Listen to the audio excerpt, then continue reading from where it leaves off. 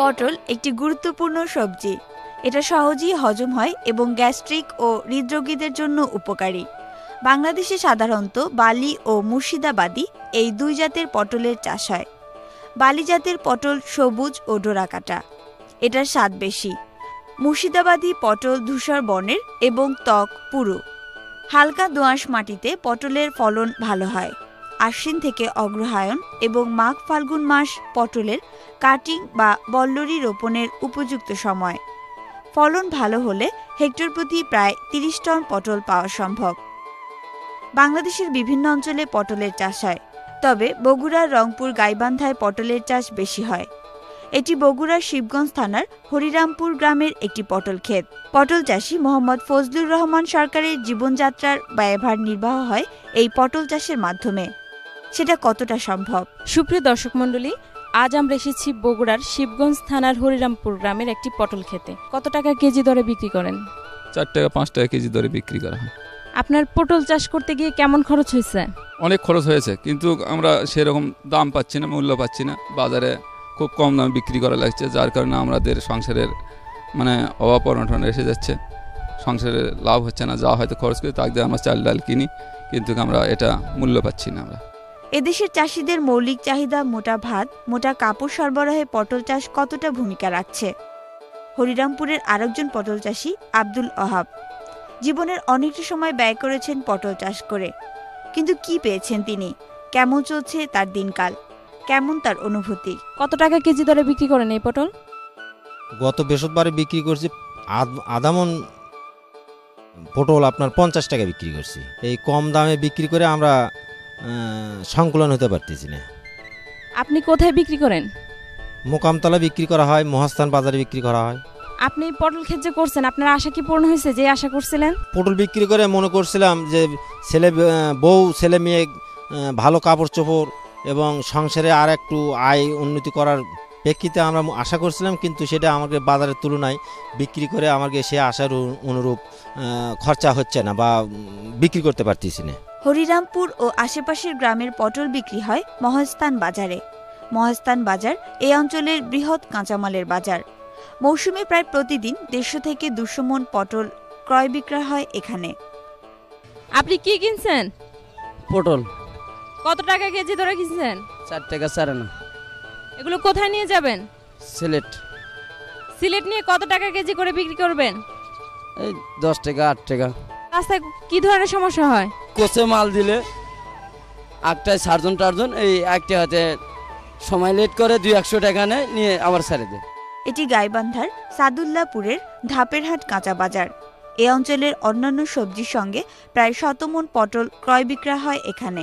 শোনেন, আমরা যারা কৃষক মূলত এই কাঁচামাল আমাদের বিশেষ করে পটল বা কচু আলু এই জাতীয় জিনিস আমরা যদি 200 টাকা বেশি তাও আমাদের লস হবে। এখন যে সমস্ত সারের দাম হয়েছে তাতে মিনিমাম কাঁচামাল 300 টাকা 250 টাকা, বিশেষ করে পটল আলু এগুলো বেচা দরকার। যেভাবে কীটনাশক ঔষধের দাম বেড়েছে তাতে 200-250 টাকায় কাঁচামাল বেচে আসলে পোষায় না।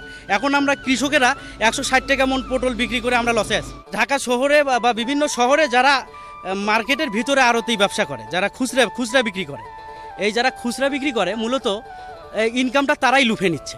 আমাদের এখানে যারা 4 টাকা কেজি পটল কিনতেছে এখান থেকে, ভিতরেই যে একটা খোলা মার্কেট আছে সেখানে তারা অতিরিক্ত বেচলে 6 টাকা বেচবে, তার বেশি বেচতে পারবে না, বিক্রি করতে পারবে না। দেশের বিভিন্ন স্থান থেকে ট্রাক যোগে পটল আসে ঢাকার কারওয়ান বাজারে। বগুড়া গাইবান্ধার পটল ঢাকার কারওয়ান বাজার পৌঁছতে খরচ পড়ে কেজি প্রতি 2 থেকে 2.5 টাকা।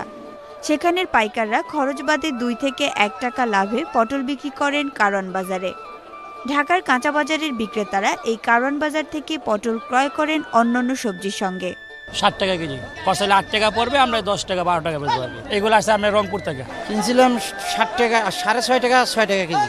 জানি একদিন পাইকার বাজার রাখতে পড়লো 60 টাকা কেজি, তো 60 টাকা আমাকে 8 কেজি পরে আমরা 12 কেজি বিক্রি করি, 12 বিক্রি করি, 14 বিক্রি করি, আবার রাত্রে 10 টাকা বিক্রি করি, যাতে মানে জাল হইতে পারি। ওইখানে লেজু দাম বিক্রি করতে হবে, সবাই যে দাম বিক্রি করে 12 টাকার মধ্যে বিক্রি করতে হবে, কিনা 10 টাকা 12 টাকা 2 টাকা লাভ করতে হবে। ভ্যান রিক্সা যোগে সেগুলি নিয়ে যান বিভিন্ন কাঁচা বাজারে। এক্ষেত্রে কেজি প্রতি পরিবহন খরচ পড়ে 25 পয়সা থেকে 1 টাকার মতো।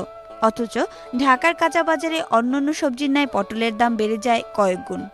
এক পাল্লা কিনছি 55 টাকা করে, ৫-৫০ টাকা করে কিনছি, তারপরে হাফ কেজি করে কম দিছে প্রতি পাল্লায়। কম দিছে যে লাভেরটা ওরাই রেখে দেয়। এখানে 14 টাকা বিক্রি করি, কারণ 14 টাকা 13 টাকা আমাদের কিনেই পড়ে যায়।